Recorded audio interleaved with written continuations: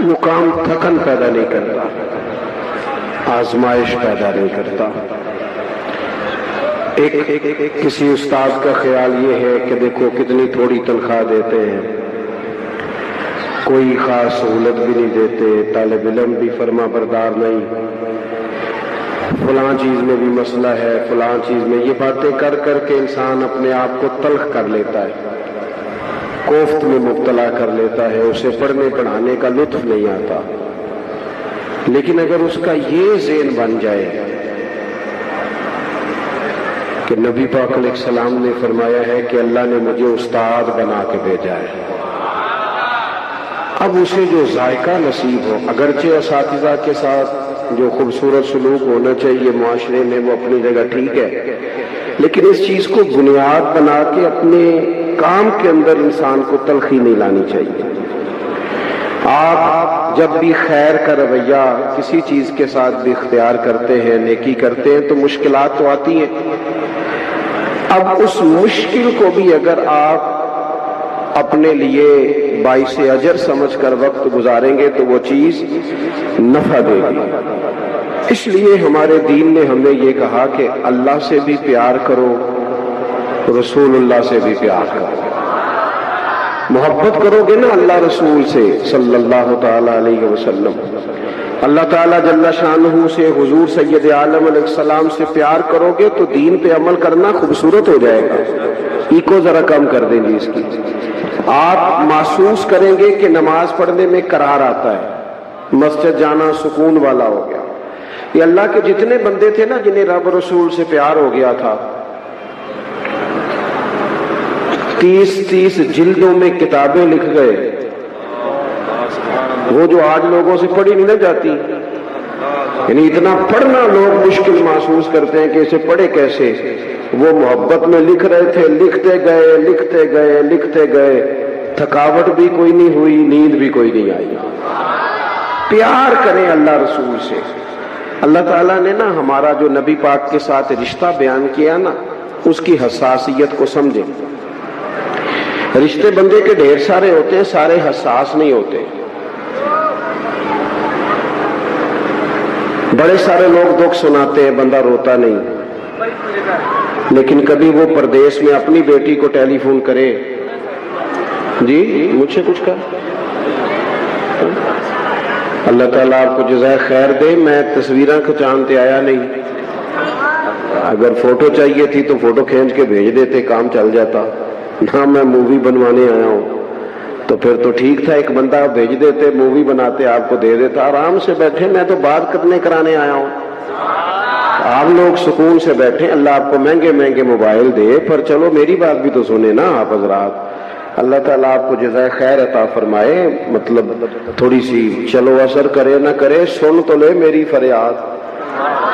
اور نہیں ہے داد کا طالب یہ بندہ آزاد، اللہ تعالیٰ فضل کرے، نہ آپ سے داد چاہیے نہ امداد چاہیے، ہمیں تو فقط بات سنانی ہے، تو چلو وہ تو سن لے توجہ کے ساتھ۔ تو آپ حضرات غور کریں کہ میری بات پر۔ عزیز بھائی، ہر ایک رشتہ حساس نہیں ہوتا، ہر ایک کی بات پر بندہ پریشان نہیں ہوتا، لیکن بیٹی کی بات آئے تو بڑے بڑے رو پڑتے ہیں، رشتہ حساس ہے نا۔ اماں کی بات آئے تو بڑے بڑے رو پڑتے ہیں، وطن کی دیش کی بات آئے تو بڑے بڑے رو پڑتے ہیں، حساس رشتہ ہے ہمارا نا۔ قرآن پاک نے نبی پاک علیہ السلام کے ساتھ جو رشتہ بیان کیا وہ حساس ہے۔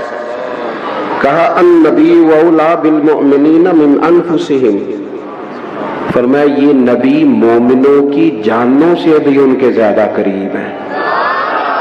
اس کی آپ حساسیت دیکھیں نا، یہ جو حضور کے نام پر آنسو آتے ہیں، یہ جو ان کے نام پر مر مٹنے کو جی چاہتا ہے، یہ جو انہی کے تصور میں جینے کو جی چاہتا ہے، انہی کی بات کرنے کو جی چاہتا ہے، انہی کی مالا جپنے کو جی چاہتا ہے، انہی کے تذکروں میں مر جانے کو جی چاہتا ہے، یہ جو جی چاہتا ہے نا کہ قبر میں بھی گئے ہیں تو مدینے والے آپ کی زیارت کے لیے آئے ہیں۔ اور حشر کی نیند سے اٹھنا کوئی آسان نہ تھا، ہم تو محشر میں بھی تجھے دیکھنے آئے ہوئے، میدان محشر میں بھی وہاں وہ کسی نے کہا تھا نا، ہر نظر کانپ اٹھے گی محشر کے دن خوف سے، ہر کلیجہ دہل جائے گا، پھر اوڑھ کر کالی کملی وہ آ جائیں گے اور سارے محشر کا نقشہ ہی بدل جائے گا۔ تو حضور کے ساتھ رشتہ حساس ہے، امت کی تڑپ، امت کا پیار، ہمیں نہ اس رشتے کو حساس کرنا چاہیے، اس کی حساسیت کو سمجھنا۔ حضور بھی امت کے ساتھ جو رشتہ رکھتے ہیں وہ حساس رکھتے ہیں۔ آپ کو درجنوں حدیثیں ملیں گی کتب احادیث میں، میرا اور آپ کا کسی کام کو جی چاہتا ہے نا، جی چاہتا ہے تو پھر وہ کام ہم چھوڑتے نہیں، جی تو چاہتا ہے۔ کسی کام کو دل کر رہا ہے تو پھر لوگ کسی کی پرواہ نہیں کرتے، وہ جو دل کرتا ہے وہی کرتے ہیں۔ اور آپ کو درجنوں حدیثیں ملیں گی، حضور فرماتے ہیں میرا دل کرتا تھا میں ہر وضو کے ساتھ مسواک ضروری قرار دے دوں، تمہیں تکلیف ہوگی لہذا میں یہ نہیں کرتا۔ فرمایا دل کرتا تھا امت پر تہجد کی نماز ضروری قرار دے دوں۔ معنی کیا ہے؟ حضور فرماتے ہیں دل کرتا تھا پر میں نے اپنی چاہت نہیں دیکھی، تمہاری نیند دیکھی ہے۔ اللہ کے محبوب فرماتے ہیں مصلی پہ کھڑا ہوتا ہوں، دل کرتا ہے لمبی نماز پڑھاؤں، لمبی اللہ کی نماز، لیکن کریم فرماتے ہیں کہ پیچھے سے کسی بچے کے رونے کی آواز آتی ہے، کسی کمزور کی آواز آ جاتی ہے تو میں رب کی نماز مختصر کر دیتا ہوں، امت کا خیال کرتا ہوں۔ قیامت کے دن اللہ تعالیٰ نبیوں کے لیے منبر بچھائے گا، یہاں جن لوگوں کی سیٹیں لگی ہوئی ہوتی ہیں ان کو سیٹ کے بغیر بیٹھنا پڑ جائے وہ ناراض ہو جاتے ہیں۔ آپ وی آئی پی مہمانوں کو اسٹیج پہ نہ بٹھائیں تو ہو سکتا ہے شکوہ شروع ہو جائے کہ جناب دیکھو نا جی آپ نے تو عزت ہی نہیں دی۔ جب کسی کی کرسی بچھی ہو تو وہ کچھ چھوڑتا ہے، بلکہ لوگ تو کرسی پہ اپنا تھیلا رکھ دیتے ہیں، کہتے ہیں میری کوئی کرسی چھین نہ لے۔ حضور فرماتے ہیں قیامت میں نور کے ممبر بچھے ہوں گے، ہر نبی ممبر پہ ہوگا، لیکن یہ لفظ سنو گے تو مچل جاؤ گے۔ حضور فرماتے ہیں میرا ممبر خالی ہوگا۔ یا رسول اللہ جب نبیوں کے لیے نور کے ممبر بچھے تو آپ کا کیوں خالی ہے؟ رشتہ حساس ہے نا۔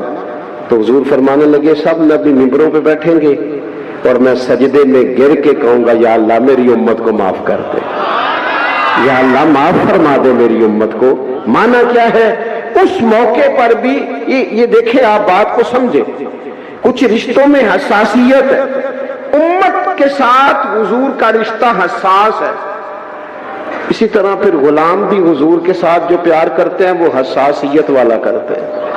حضرت ابوبکر صدیق رضی اللہ تعالیٰ عنہ کے والد حضور کی بارگاہ میں شکایت لے کر کے آئے، یا رسول اللہ ابوبکر نے تھپڑ مارا ہے۔ تو حضور سید عالم علیہ الصلوۃ والسلام کے ارد گرد صحابہ موجود تھے، جناب صدیق اکبر اپنے مزاج کے لحاظ سے، طبیعت کے لحاظ سے نرم دل آدمی تھے۔ ابوبکر نے تھپڑ مارا ہے، لوگ پریشان ہو گئے۔ حضور نے فرمایا بلائیے جناب صدیق اکبر کو۔ بلایا گیا، سامنے کھڑے ہیں، گردن جھکائی ہے۔ فرمایا ابوبکر یہ تم نے کیا کیا؟ لوگوں کو تو یقین ہی نہیں آ رہا تم نے والد کو تھپڑ مارا ہے۔ چپ ہے جناب صدیق، گردن مبارک جھکائی ہوئی ہے۔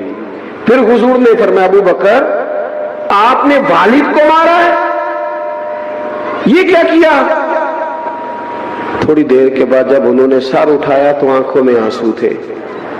عرض کرنے لگے یا رسول اللہ میرا باپ مجھے خنجر سے کاٹ بھی دیتا تو میں اف نہ کرتا، پر آج اس نے آپ کے بارے میں بات کی ہے۔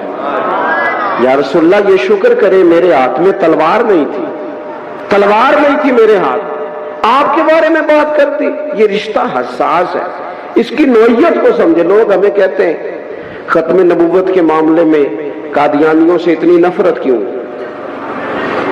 میں نے کہا اس لیے کہ وہ ایسے بدبخت ہیں، وہ ایسے ظالم ہیں کہ حضور کا کلمہ پڑھنے کا جھوٹا دعویٰ کرتے ہیں اور پھر حضور کو آخری نبی نہیں مانتے۔ اس لیے ان کے بارے میں ہمارے دلوں میں شدت ہے، ان بے ایمانوں کے بارے میں، کہ وہ اس اتنا بڑا ارتداد کرتے ہیں کہ بظاہر لبادہ بھی اوڑھتے ہیں ظالم، اگرچہ پرلے درجے کے کافر ہیں۔ میرے بھائی اس رشتے میں شدت دیکھو، جب یہ رشتے حضور کے ساتھ غلامی کا رشتہ حساس والا ہوتا ہے نا، پیار والا، یعنی صحابہ زیادہ بحث نہیں کرتے تھے. حضرت انس بن مالک کہتے ہیں میں نبی پاک کے ساتھ ایک جگہ پہ گیا، ایک درزی نے حضور کی دعوت پکائی ہوئی تھی.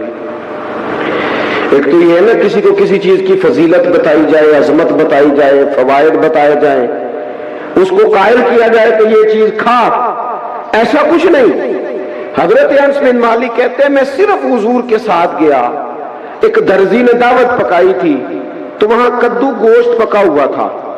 کہتے ہیں حضور سید عالم علیہ السلام کو میں نے دیکھا کہ کدو کے ٹکڑے تلاش کر کر کے، کدو شریف بیچ میں سے الگ کر کر کے حضور کھا رہے ہیں. سوال جواب نہیں کیا، بس کرتے دیکھا. رنگے چمن پسند نہ پھولوں کی بو پسند، ہم کو ہے وہ پسند جسے آئے تو پسند. فرماتے بس کھاتے دیکھا تھا. وہ دن اور آج کا دن جناب انس بن مالک فرماتے ہیں ہمیں بھی کدو سب سے زیادہ پیارا لگنے لگ گیا.